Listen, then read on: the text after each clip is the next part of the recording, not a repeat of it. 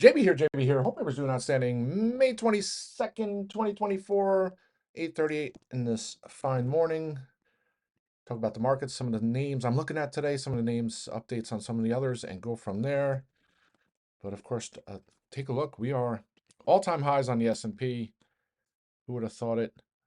Start looking at the market since the start of May. And you can go in the chart channel and you can see all the charts that I post on the watch list, which will be up shortly. But it's kind of what I'm looking at, and hopefully I'll figure out a way to get this streamed into the room. But needless to say, one red session so far in the SPY in May, and closed up. It was a choppy session. Then markets just found some buyers into the close and finishing at all-time highs. A nice little slide here. I forget who posted. Actually, it's from Market Watch this morning, but it shows the amount of analysts that have had to switch their targets for 2024. So just recently, I think it was it JP Morgan, one of these analysts had a bear stance in the markets and they just reversed their stance. And then you start looking at some of these targets. Wells Fargo had a 4625 target for the S&P. Now it's up to 5535. Just remark, pretty much every target except for JP Morgan is over 5,000. Oh, and yeah. Yep. So not saying that I mean, I'm in the midst of 2007, 2008. I remember in the summer, a lot of those analysts thought things were going to go great. The market was going fine. Oil prices I think oil was at 130 bucks in 2000. Anyway, rants for other days. So we have the Fed minutes today at 2 o'clock. Then we have NVDA earnings after the close. NVIDIA is a $2.3 trillion company now. So to me, it's almost more impactful for the markets than earnings from Apple, Amazon, Google, Microsoft. Well, maybe Microsoft might be up there. But the last couple of quarters, huge beats and raises, like eye-opening beats and raises for NVIDIA. I think a lot of those expectations are kind of they're there now. So I mean, it has to be like a tremendous beat and raise for the stock to really rally like it's done after previous earnings. But I think it's gonna be a strong result. It's gonna be a beat and raise, and maybe the stock trades up a couple, 3, 4, 5%. Hopefully, it's not a sell the news event, and then I think that'll bode well for the markets. There's not much in the way of catalyst heading into the end of the week, and then we have Memorial Day weekend.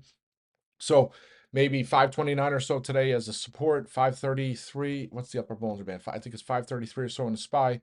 To the upside, get the Fed minutes at 2 o'clock. That kind of continues the path that Powell laid out at his last presser, where the Fed remains walking that tight line of being somewhat dovish. And I think markets find some footing here. So that's good stuff. Some quick things I want to talk about in the GLP-1 sector, which I've been talking about for many months now. Another ETF came out yesterday. OZEM is the ticker, and take a look at the weighting. So Eli Lilly and NVO have over a 40% weighting in it, but then you start looking at some of these other names, and ALT has a 4% weighting. Turn has a 3.3% weighting. Viking has a 3.3% weighting, and then Structure, GPCR, one of my top 5 stocks for 2024, has a 3% rating. Yesterday, JP Morgan came out with a initiation on GPCR saying there's 80% upside, $65 price target. My thoughts on that, obviously being one of my top 5 stocks for 2024. I think it heads 50, 60. I think they're the next big GLP-1 data that comes out. And I think it's in the third quarter. I have to go look exactly the date, but it's a recent IPO, the stock all the way up to 80 or so. Then they had data, which I guess missed expectations a little bit in the fall. I think it just, I've had some calls on and off over the last couple months. I think it trades into the mid 40s. So I'll be looking for some calls today. Not much here to talk about on turns either. You start looking at 50 and 200-day moving average are exactly at $5.74. The stock closed at 612. Looked like it was going to break out yesterday. Found some pressure into the end of the day. Still love that one for upside. And then there's some of the cannabis names. IIPR, still looking for some July strikes to add to my Junes. At some point I'll look to lock some of my June strikes in to cover costs, or I was hoping for 100%, but I wouldn't say settle. But if it sits here in the 112s or so today, I might look to just lock some of those in for some profits and then roll that into some July strikes. Fiverr, I was talking about on the afternoon rant yesterday. I was hoping it was going to hold its 200-day moving average at 2480. What does it do? It closes at 2479. But great sign here. I mean, you look at the chart, and I'll actually post it in the chat room quick. Just nice consolidation after its earnings. I think it heads over 30 bucks in the coming days. Not going to talk much about ENVX. Today was the first day I've blocked people on Twitter or X, formerly known as Twitter, in eons, years, right? Because I'm all about, I'm a big freedom of speech, right? So unless it's someone's doing some kind of threat of violence, some kind of crazy stuff, I'm fine. You want to call me a piece of garbage or whatever, that's fine, right?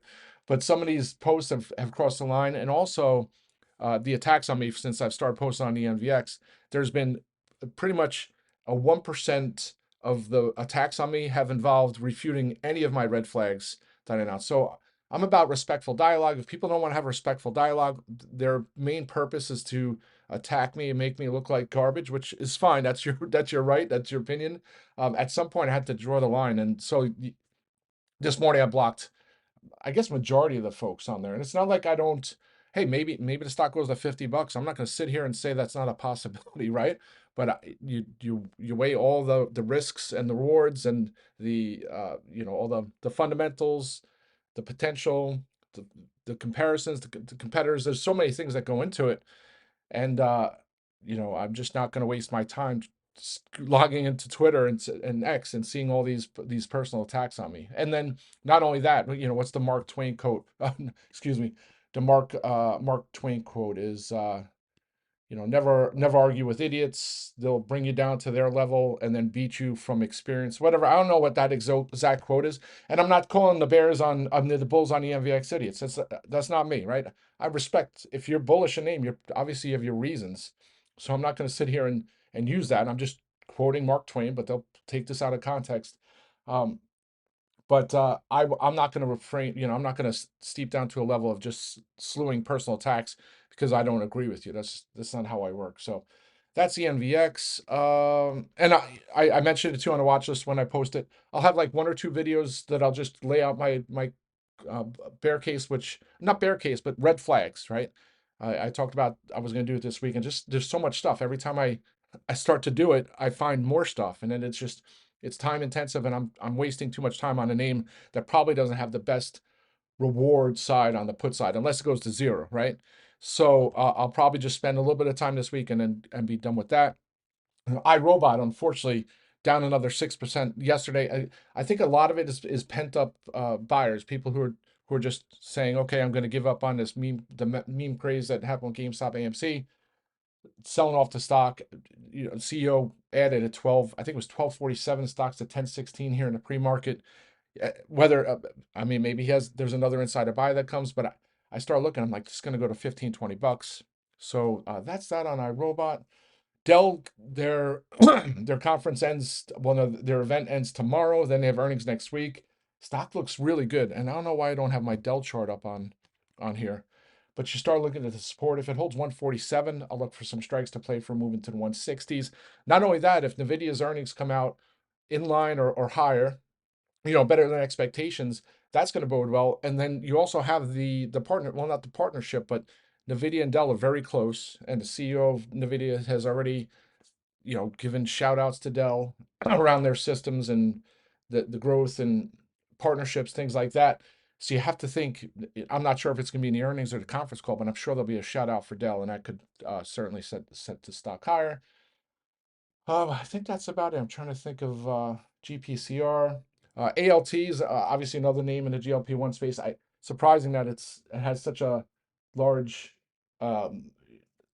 weighting in that OZEM stake, but I'll hold off on adding that because I already have the turns to VKTX. Again, with VKTX, I'm going to continue to look for weekly strikes to play for moves higher because, if you, instead of buying a contract that's $5, if I can get 50-cent contracts 10 times, and then one of those will more than offset the cost. That's kind of what I'm looking at. So if that makes any sense.